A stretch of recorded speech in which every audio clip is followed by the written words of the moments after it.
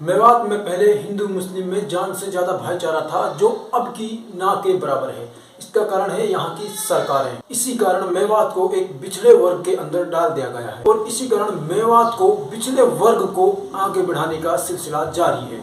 मेवात को कुछ राज्यों से मिलाकर बनाया गया हुआ है, जैसे उत्तर प्रदेश, हरियाणा, राजस्थान। यहाँ के ज्यादातर लोग खेती और पशुपालन पर निर्भर होते हैं और इसी का फायदा उठाती है यहाँ की सरकार, जो कि यहाँ के लोग अनपढ़ और गंवार ज़्यादा मिलते हैं और सस्ती ज़मीनें होती हैं।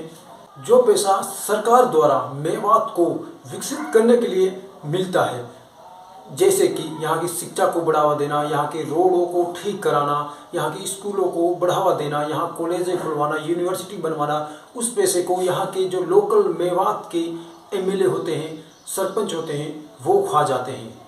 अगर मेवात को पिछड़े वर्ग के अंदर से निकाल दिया जाए तो यहाँ की सरकारों को सबसे ज़्यादा नुकसान होगा, क्योंकि मेवात के अंदर अगर बूचड़खाने और गौ हत्या के मामले बंद हो जाएंगे तो यह कहाँ खोले जाएंगे और इनसे यहाँ की सरकारों को सबसे ज़्यादा मुनाफा है।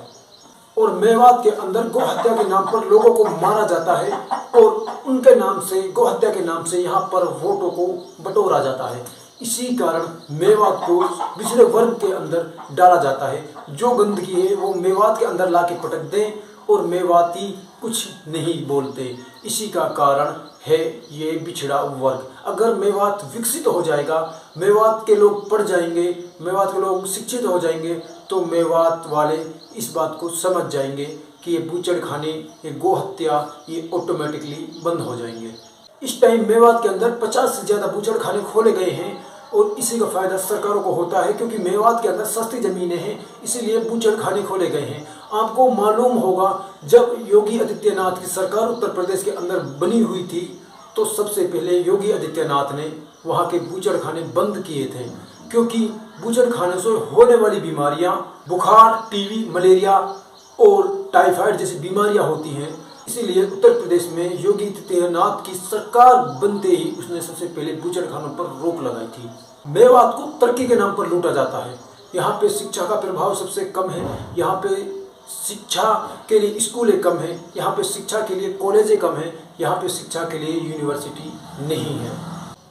अगर मेवात के लिए कोई एमएलए या कोई सरपंच आवाज़ उठाता है तो उसको सरकार द्वारा दबा दिया जाता है, क्योंकि मेवात को पिछड़े वर्ग से नहीं निकालने के लिए। अगर मेवात पिछड़े वर्ग से या विकसित होने के लिए निकल जाए तो सबसे ज़्यादा सरकार को नुकसान हो जाएगा। और इसका कारण कुछ ये भी है, आगरा के सबसे ज़्यादा निकट, दिल्ली के निकट और जयपुर के निकट मेवात पड़ता है। अगर यह विकसित हो गया तो इसकी तरक्की ऑटोमेटिकली अपने आप बढ़नी चालू हो जाएगी। मेवात के ज़्यादातर लोग गाड़ियाँ चलाते हैं, खेती करते हैं और मेवात में कुछ नहीं करते। यहाँ के मेवाती या तो दिल्ली जाते हैं या जयपुर जाते हैं या कहीं और विदेश पढ़ने के लिए जाते हैं, तब जाके शिक्षा हासिल हो पाती है। यहाँ के 90% लोग शिक्षित नहीं हैं। 10% लोग यहाँ पे शिक्षित हैं और वो 10% लोग आज अगर शिक्षित हैं तो वो अपनी मेवात के लिए कुछ अच्छा करना चाहते हैं, तो वहाँ की सरकार, मेवात की सरकार उस पर रोक लगा देती है, क्योंकि मेवात के ज़्यादातर लोग अनपढ़ हैं। अगर उनके दिमाग में किसी भी बात को अगर बार बार दोहराया जाए तो वो बैठ जाती है, वो उस पर अड़ जाते हैं।